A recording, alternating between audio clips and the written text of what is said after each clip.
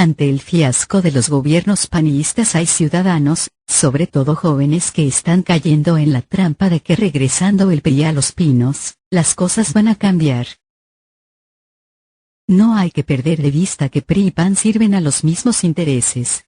Pelean cuando se trata de elecciones municipales o estatales. Pero cuando está de por medio mantener el régimen de corrupción y privilegios, siempre se ponen de acuerdo.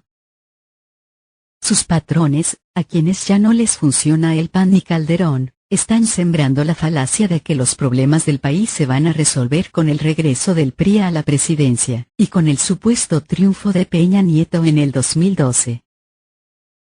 A través de sus conductores de radio y televisión, han puesto de moda echarle la culpa de todo al PAN y a Calderón, al que ya han convertido en chivo expiatorio. Quieren que olvidemos que la actual crisis se gestó cuando el PRI estaba en su apogeo. Fundamentalmente cuando Salinas entregó a sus allegados empresas públicas, bancos y reservas mineras de la nación.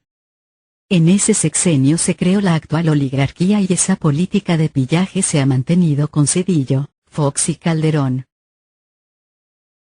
Veamos ahora cómo en los últimos años, diputados del PRI y del PAN, que se hacen llamar representantes populares, han reformado la Constitución y las leyes, para el lucro de unos cuantos y en detrimento de la mayoría del pueblo y de la nación. En mayo de 1989, al inicio del gobierno de Salinas, PRI y PAN aprueban el Plan Nacional de Desarrollo, 1989-1994, que permitió la venta de empresas públicas al sector privado.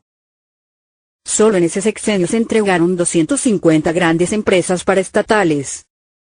Ceremato Telmex, Mexicana de Aviación, Televisión Azteca, Siderúrgica Lázaro Cárdenas, Altos Hornos de México, Astilleros Unidos de Veracruz, Ingenios Azucareros, fábricas de tractores, automóviles y motores, de cemento, de tubería y maquinaria, entre muchas otras.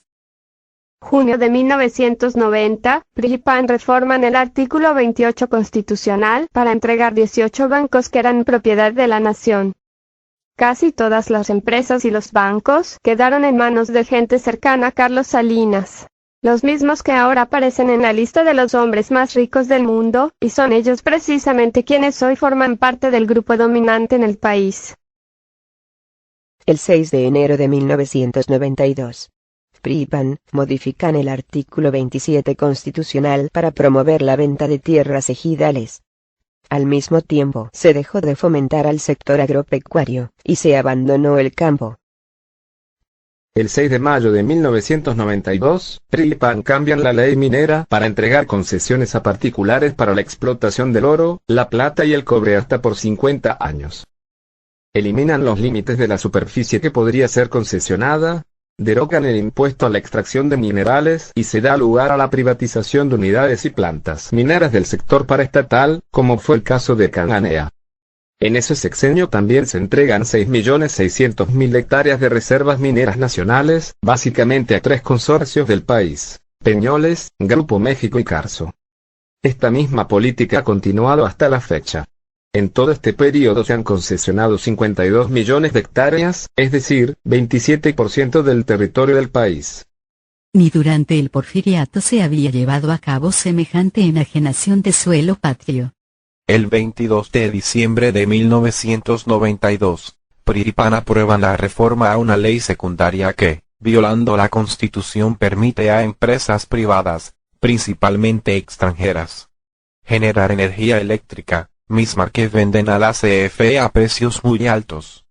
Casi 50% de la energía que se consume en el país.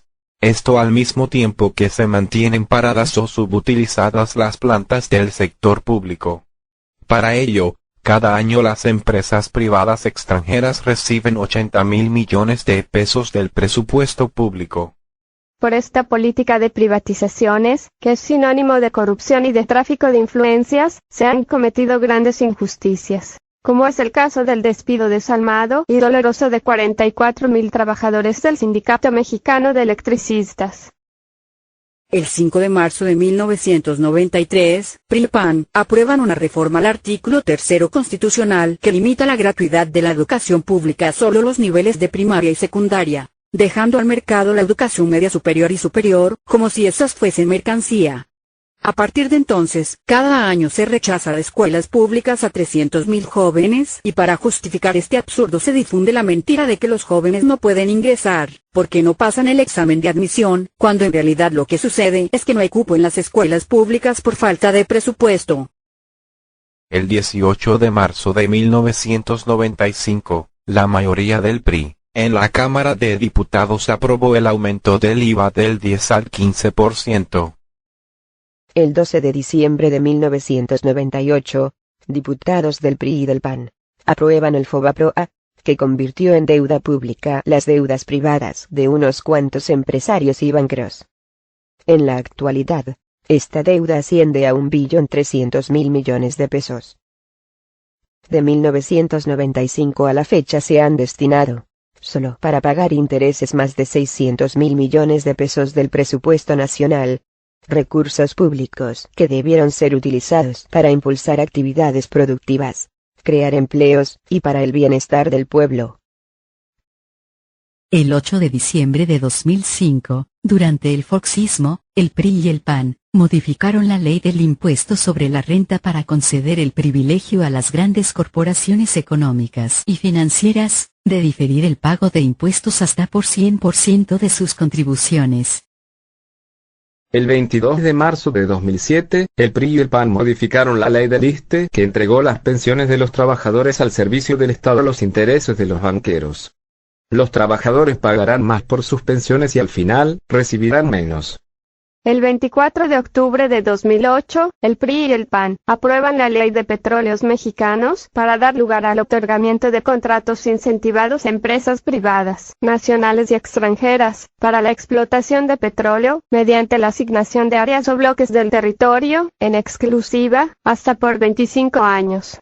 Actualmente, ya se están suscribiendo contratos de este tipo para la explotación de yacimientos en Tabasco. Por cierto, la Suprema Corte ha rechazado una controversia constitucional presentada por 5 presidentes municipales de ese estado, alegando que carecen de interés jurídico. Mediante un acuerdo político entre Calderón y Peña Nieto, el 20 de octubre de 2009, los diputados del PRI y del PAN aprobaron la ley de ingresos en la que aumentaron el IVA de 15 a 16%, incrementaron el impuesto sobre la renta de 28 a 30%. Y autorizaron los aumentos mensuales a las gasolinas. Actualmente PRI y PAN impulsan una iniciativa de reforma a la Ley Federal del Trabajo, en la cual, entre otras cosas, se pretende que a partir del raquítico salario mínimo, 10 veces menor al de Estados Unidos, se pueda contratar a trabajadores por hora, es decir, pagar 7 pesos por hora, y 29 pesos por 4 horas, la mitad del salario mínimo. Dinero que no le alcanzaría ni para el pasaje. Además, proponen que se pueda contratar a trabajadores en periodos de prueba, sin prestaciones y hasta por 6 meses y por temporada, dejando que el empleador los despida sin indemnización y sin derecho a ninguna prestación social.